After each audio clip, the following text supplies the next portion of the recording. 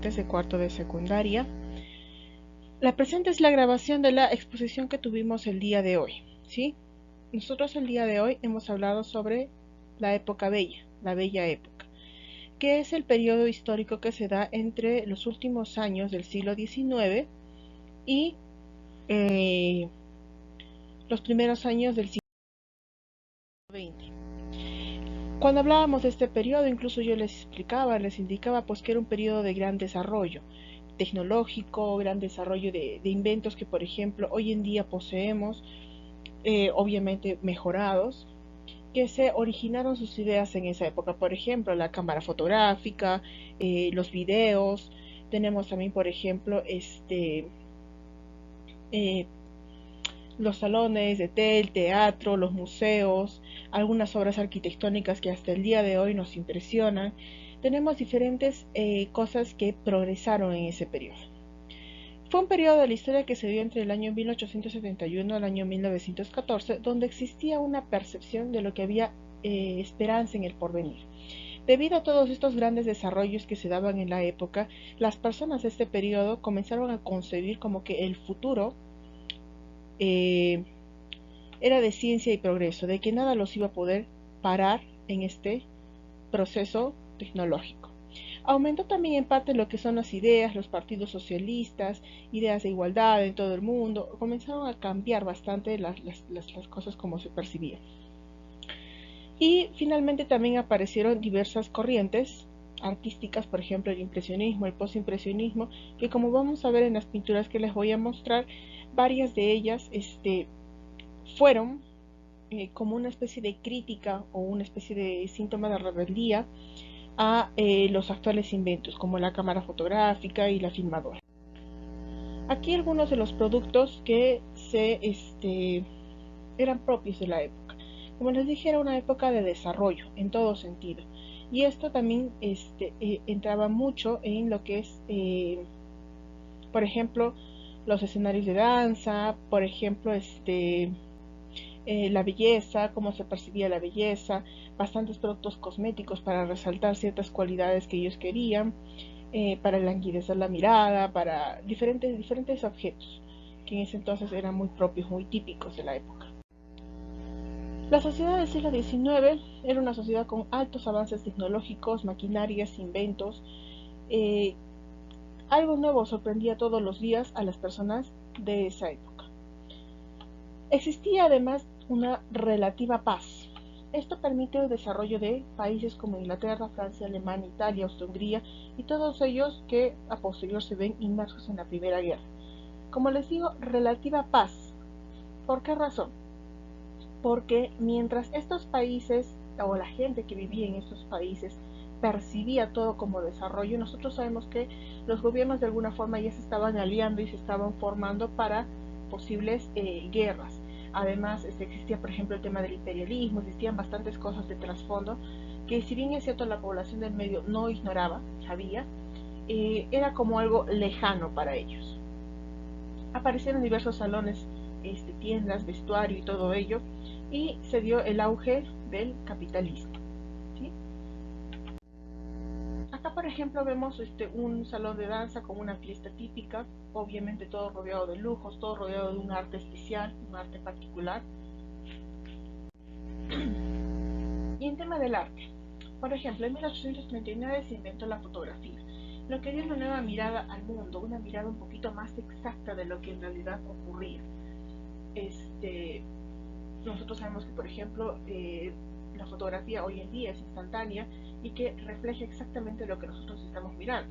Entonces nació en este periodo y demostró ser un poquito más eficaz que, por ejemplo, las pinturas, que demoraban mucho tiempo en ser producidas y que siempre variaba o distaba de cómo es que lo percibía el autor de la pintura.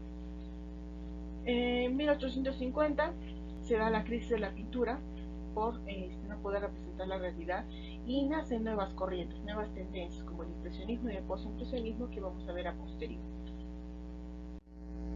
Impresionismo, un movimiento que nació y se desarrolló a finales del siglo XIX, en el año 1870.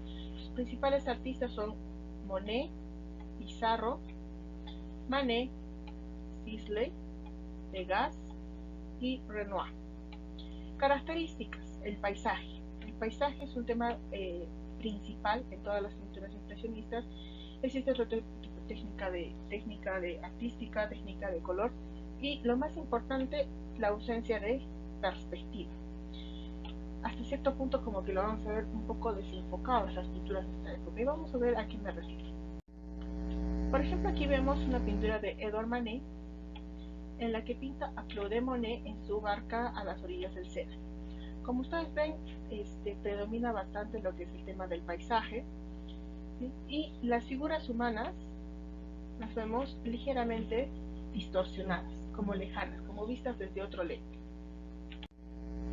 El postimpresionismo, que nace de la vida cotidiana como un tema principal y refleja los sentimientos o la visión de la propia realidad. Aquí destaca, por ejemplo, Paul Gauguin, Vincent van Gogh y Paul Cézanne. La vida cotidiana. Por ejemplo, aquí tenemos a Paul Gauguin con un autorretrato.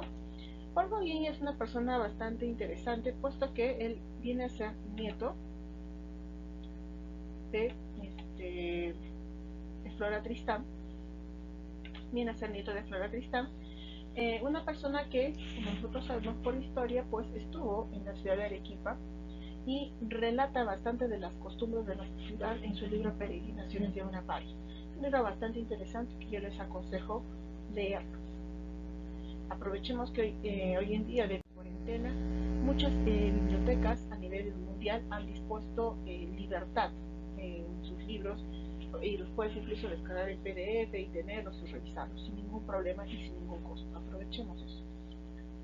En tema de arquitectura, debido a la revolución industrial, los materiales evolucionaron. Se empezaron a usar hierro, cristal, acero y hormigón armado, que fuera de su tendencia a presentarse como un material más macizo, más sólido, también permitía edificar de manera más rápida y a precios moderados, de tal manera que todos comenzaron a poder acceder a estos materiales y acceder a mejores viviendas, mejores estándares. Durante esta época también se construyeron, por ejemplo, rascacielos, y gracias también a la invención del sensor eléctrico. Obviamente este sensor eléctrico distaba mucho de lo que conocemos hoy en día. A esta época también se le llama la época del modernismo arquitectónico. ¿Por qué razón? Debido a todos estos materiales que he nombrado por acá, la arquitectura sufre un cambio bastante drástico. Y por ejemplo aquí tenemos la Torre Eiffel, que se construyó desde abril de 1888 hasta 1889. Y lo interesante de la Torre Eiffel fue que era una muestra del poderío en cuanto a la arquitectura. Además, Gustave Eiffel, el responsable de esta obra, pues también tiene algunas otras acá, por ejemplo en la ciudad de Arequipa, como las que ustedes comentaban. Uno de ellos es, por ejemplo, el techo del mercado San Camilo, que es un diseño propio de él. Aquí tenemos la Sagrada Familia de Anton Gaudí. Como vemos, la estructura es completamente diferente a otras que hemos visto en anteriores periodos históricos. La magnificencia de la arquitectura, los materiales, todo ello cambia. También se dio gran empuje a lo que es el arte, la cultura, la visita a los museos y todo ello. Es por ello que, por ejemplo, se dan exposiciones universales a las que todo el mundo accedía o quería acceder al menos. Una de ellas fue la Exposición Universal de París en el año 1889, que tuvo lugar en París el 6 de mayo y fue del 6 de mayo al 31 de octubre, y planteaba básicamente el acontecimiento tradicional como de la Revolución Francesa. Fue celebrada justo en el centenario de la toma de la Bastilla, y el símbolo principal de esa exposición pues fue la Torre Eiffel, que fue completada en el año 1889 y que servía como arco de entrada a esta feria.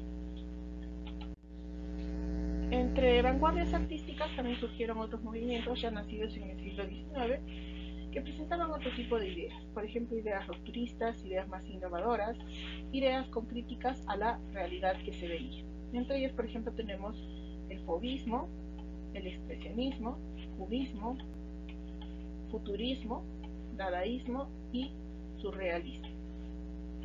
Vamos a empezar a ver cada uno. El fauvismo, que posee trazos simples, decorativos, posee colores violentos, colores que impactan y critica a la realidad. Yo cuando veo los cuadros fauvistas, básicamente me parece más que un cuadro de como una especie de sueño, con figuras un poco sacadas de la realidad, con formas que no son precisas. O sea, yo al menos lo observo así. Entonces creo que también eso es parte de lo que desea mostrar. Por ejemplo, acá vemos la armonía en rojo de Henri Matisse. Expresionismo, que señala, como lo dice, ciertas expresiones como inquietud, miedo o dolor. Se basa bastante en lo que es la angustia de la existencia humana. Por ejemplo, acá el cuadro que más destaca es el de Edvard Munch con El grito. Y como ustedes pueden ver, aquí hay una persona que se encuentra con expresiones de inquietud, miedo, dolor, angustia, donde lo que se ve atrás, que vendría a ser como su pasado, es algo borroso, es algo incierto, y lo que se ve delante suyo, que vendría a ser como su futuro, es pues algo también de la misma forma completamente incierto, que tú no puedes saber qué va a pasar. Entonces era básicamente lo que ellos deseaban expresar en estos cuadros. Cubismo, que dibuja figuras geométricas para distorsionar la realidad, que era el objetivo. Acá tenemos por ejemplo a Pablo Picasso, bastante famoso, que es el más representativo, y podemos ver cómo hasta las formas naturales, por ejemplo estas palmeras de acá, tienen formas geométricas. Acá tenemos su obra Fábrica de Horta del Ebro, que fue pintada en el año 1909. Y el futurismo, que ya fue casi entrado la Primera Guerra, busca romper con el arte antiguo y crear a uno basado en las máquinas, con energía, fuerza, rapidez. Destaca en este aspecto Umberto Bosio. ¿Cuándo termina la Bella Época? O la Belle Époque. Su fin fue gradual, pero yo creo que todo este fin empezó en el año 1912, cuando el Titanic, un barco que se creía no podía ser hundido, naufraga en el mar, producto de que choca con un iceberg y bueno, naufraga. Entonces, esto ya da a las personas de la población de ese entonces como una suerte de inquietud ante lo tecnológico, como que no era tan bueno lo que te mostraban y no era real en buena manera, y que de hecho era bastante peligroso. Entonces se pierde un poco lo que es la fe en la ciencia debido a estos procesos que ocurren, porque, bueno, personalmente yo creo que si ustedes hubieran vivido en la época y hubieran visto por las noticias lo que pasó, pocos de ustedes confiarían de nuevo en algo de esa magnitud para, bueno, volver a navegar y todo eso. Este proceso termina con la llegada de la Primera Guerra Mundial. Algo más sobre el nombre. Se le llama Bella Época como un tema de nostalgia. ¿Por qué? Porque después de la Primera Guerra Mundial, la sucesión, por ejemplo, de la gripe española, que trajo gran cantidad de muertos, y ya posterior a la Segunda Guerra Mundial, se ve todo este periodo como algo grandioso, como algo espectacular, como algo a lo que la población quería regresar. Sin embargo, no le es posible del todo. Entonces, es por eso que de alguna forma se reivindica este periodo como algo espectacular, como algo magnífico. Aquí vemos, por ejemplo, el hundimiento del Titanic, como les comentaba, en el cual murieron más personas por el tema de la desidia que existió, el egoísmo, la clasificación social y muchos otros factores, ¿sí? Chicos, hasta aquí la exposición de hoy. Hubiera querido, como les comentaba, que fuera por Microsoft Teams, por algunos problemas que surgieron, no se pudo, así que no va a haber espacio acá para que ustedes vean las preguntas que hicieron sus compañeros, las respondieron, cómo interactúan con ese proceso, pero yo los espero por el EduSoft para responder cualquier duda que ustedes puedan tener sobre el periodo. El trabajo que tienen que hacerme es una infografía sobre lo que hemos trabajado. Muchas gracias. buen fin de